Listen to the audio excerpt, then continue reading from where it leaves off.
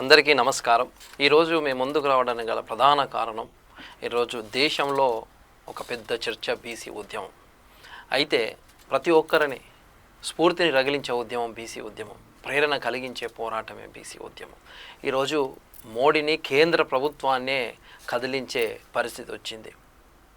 ఈరోజు న్యాయం చేసే వారి వెంటనే బీసీలు అండగా నిలబడతారని, కుట్ర చేస్తే చరిత్ర తగిన బుద్ధి చెబుతుందని తెలియజేస్తున్నాను. ఈ సందర్భంగా ఇప్పుడు దేశం మొత్తం గల్లీ నుంచి ఢిల్లీ దాకా చర్చ ఒకటే, రాజ్యాంగంలో పొందుపరిచిన హక్కులైన బీసీలకు సామాజిక న్యాయం, సమానత్వం ఎప్పుడు వస్తుందని.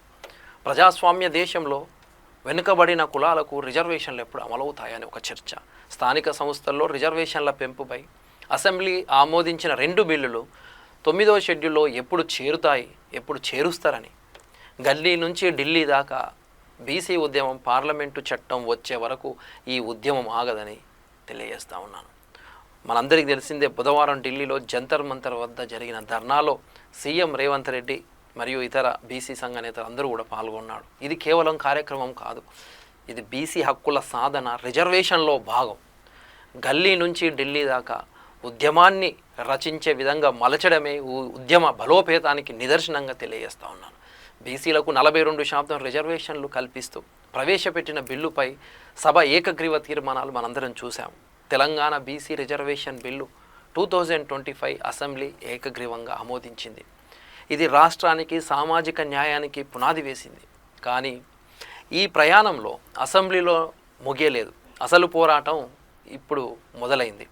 ఎందుకంటే చట్టబద్ధంగా అమలు అవ్వాలంటే కేంద్ర ప్రభుత్వం 9వ షెడ్యూల్లో పెట్టాల్సిన సందర్భం ఉన్నది, మనందరికీ తెలిసిందే. కేంద్రంలోని బీజేపీ ప్రభుత్వం మౌనంగా ఉండడం బీసీల హక్కులపై ఉక్కుపాదం మోపుతుంది. ఇది నిర్లక్ష్యం కాదా? దీని వెనుక స్పష్టమైన వ్యూహంగా వాళ్ళు పోతూ ఉన్నారు. గత 10 ఏళ్ళుగా బీసీలపై బీజేపీ పట్టించుకొని ధోరణి మనం చూస్తూ ఉన్నాం. ఇప్పుడు రాష్ట్రాల నుంచి వచ్చిన బిల్లును 4 నెలలు పక్కన పెట్టారు. ఇప్పుడు తమిళనాడులో 69% రిజర్వేషన్లు ఆమోదించిన కేంద్రం ఇప్పుడు మాత్రం ఎందుకు వెనకడుగు వేస్తుందని ప్రశ్నిస్తూ ఉన్నాను. బీసీలు మెజారిటీలు, బీసీలు సింహమాగం అయినా దేశంలో అణిచివేయాల్సిన వర్గాలుగా చూడాల్సి వస్తుందని చాలా బాధాకరమని తెలియజేస్తున్నాను. ఇది కేవలం రిజర్వేషన్ల కోసం కాదు, బీసీల ఆత్మ గౌరవ పోరాటంగా భావించాలా. కేంద్రానికి హెచ్చరికిస్తున్నాను. 42% బీసీ రిజర్వేషన్ల కోసం రాష్ట్రం పంపిన బిల్లులను ఆమోదిస్తారా, లేక చరిత్రలో బీసీ వ్యతిరేకులుగా, చరిత్రహీనులుగా మిగిలిపోతారా అని ఈరోజు తెలియజేస్తున్నాను. దేశంలో మెజారిటీ బీసీలకు వ్యతిరేకంగా మీరు పోవడము, ఇది ఓటమికి దగ్గరగా వెళ్ళడమే అని నేను హితవు చెప్తాను. కేంద్రంతో ఢీకొట్టినకైనా సరే, మోడీతో ఢీకొట్టైనా సరే 42% బీసీ రిజర్వేషన్లు సాధించేదాకా ఈ ఉద్యమం ఆగదు, ఈ పోరాటం ఆగదని తెలియజేస్తూ ఉన్నాను. బీసీల తరపున ఎన్నికలైన బీజేపీ ఎంపీలు ఉన్నారు, కేంద్ర మంత్రులు ఉన్నారు, బండి సంజయ్ ఉన్నాడు, కిషన్ రెడ్డి ఉన్నారు. మద్దతుగా ఉండి మోడీని కలవాలా, బిల్లు 9వ షెడ్యూల్లో చేర్చమని ఒత్తిడి చేయాలా, కానీ లేకుంటే మిమ్మల్ని చరిత్ర క్షమించదని తెలియజేస్తున్నాను. అయితే బీజేపీ, బీసీ నేతలు ఆత్మ పరిశీలన చేసుకోవాలా. తమ వర్గం కోసం ఒక్క మాట మాట్లాడే నేతలను చరిత్ర క్షమించదు, చరిత్రహీనులుగా మిగిలిపోతారని తెలియజేస్తున్నాను. ఈ బీసీ రిజర్వేషన్లలో ముస్లింలను తొలగించాలనే డిమాండ్ను ఈరోజు బండి సంజయ్ కావచ్చు, మరి బీజేపీ తెరపైకి తీసుకొస్తుంది. దాన్ని బూచిగా చూపించి బీసీ హక్కులను కాలరాయడం కరెక్ట్ కాదు. బండి సంజయ్ వ్యాఖ్యలు చాలా బాధాకరం. ముస్లింల కోసం ధర్నా అంటాడు ఆయన. అక్కడ బీసీల కోసం ధర్నా చేస్తే ముస్లింల కోసం ధర్నా.